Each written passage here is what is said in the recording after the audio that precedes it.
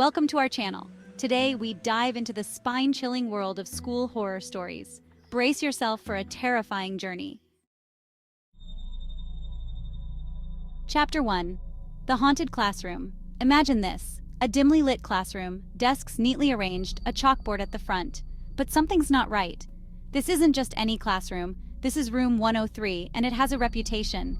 Students whisper about strange noises late at night, disembodied whispers, echoing laughter, the scraping of chairs across the floor. Some even claim to have seen a ghostly figure hovering near the teacher's desk, its eyes glowing an eerie red in the darkness. One evening, a group of students stayed late for a study session, their laughter and chatter filling the air. But as the night wore on, the laughter faded, replaced by an uneasy tension.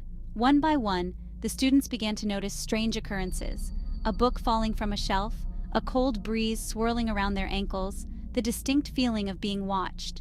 Then, the whispers started, softly at first, barely audible, like the rustling of leaves outside the window.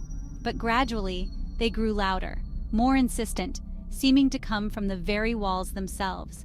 Suddenly, the lights flickered and died, plunging the classroom into darkness.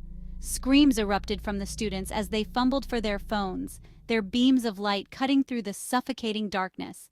As their eyes adjusted, they noticed something even more terrifying: a shadowy figure standing in the corner of the room, its form shifting and swirling like smoke. Panic surged through the students as they scrambled to their feet, rushing towards the door, desperate to escape the horrors of room 103.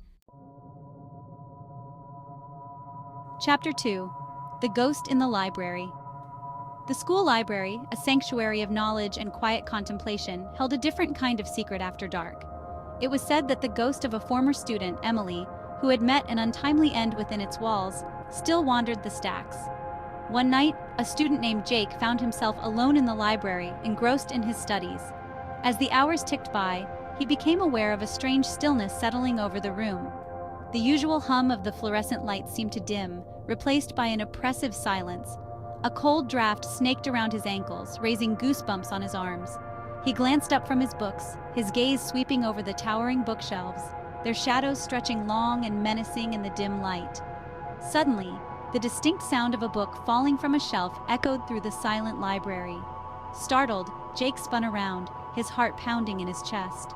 As his fingers brushed against the cover, a wave of icy cold washed over him, and he heard a whisper, soft and mournful, close to his ear. "Help me." Chapter 3. The Cursed Locker. Locker number 13. Every school seemed to have one. Avoided, feared, whispered about in hushed tones. It stood among its companions, but something about it was different. A sense of wrongness, of lingering darkness. Legend had it that the locker was cursed, its origins shrouded in mystery and whispered rumors. Some said it belonged to a student who had vanished without a trace, leaving behind only a chilling note scrawled on the inside of the locker door. Others spoke of a tragic accident, a student crushed by a sudden slam, their screams forever echoing within its metal confines. Whatever the truth, one thing was certain: locker number 13 held a dark power, a malevolent energy that seemed to radiate outwards, affecting anyone who dared to use it. Students who used the locker reported a string of unsettling occurrences: personal belongings going missing, their textbooks replaced with strange, cryptic notes, and a feeling of constantly being watched. One day, a new student, oblivious to the locker's sinister reputation, decided to use locker number 13. It started with nightmares. Vivid, terrifying dreams of being trapped in a dark, confined space, the sound of her own screams echoing around her. Chapter 4. The Phantom Janitor. Mr. Davis. He had been the school janitor for as long as anyone could remember, a fixture of the building, as much a part of its fabric as the worn linoleum floors and the echoing hallways. He was a kind, gentle man, always willing to lend an ear or offer a helping hand. But Mr. Davis was gone now, passed away unexpectedly one summer break, leaving a void in the school that seemed impossible to fill. Or so everyone thought. As the new school year began, whispers started circulating among the students and staff.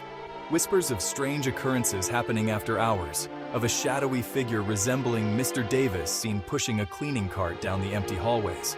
At first, the stories were dismissed as mere grief, the school community struggling to cope with the loss of their beloved janitor. But as the reports grew more frequent and more detailed, a chilling realization began to dawn. Mr. Davis's spirit might still be wandering the halls of the school he dedicated his life to.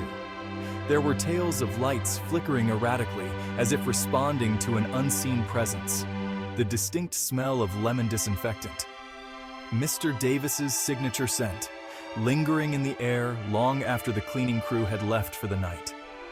Some even claimed to hear the faint sound of his cart rattling down the hallway, its squeaky wheel a chilling reminder of the janitor who was no more. One evening, a group of students staying late for a school play rehearsal found themselves alone in the auditorium. As they were packing up their things, they heard a noise from the back of the stage. Thinking it was just one of the other students, they called out, but there was no answer. Suddenly, the stage lights flickered and died, plunging the auditorium into darkness. And that's when they saw him. Chapter 5: The Possessed School Bus. The old yellow school bus, its paint faded and chipped, its seats ripped and torn, was an object of dread and fear for the students who rode its route. It wasn't just the constant rattling and shaking, or the lingering smell of stale sweat and exhaust fumes that made it so unsettling.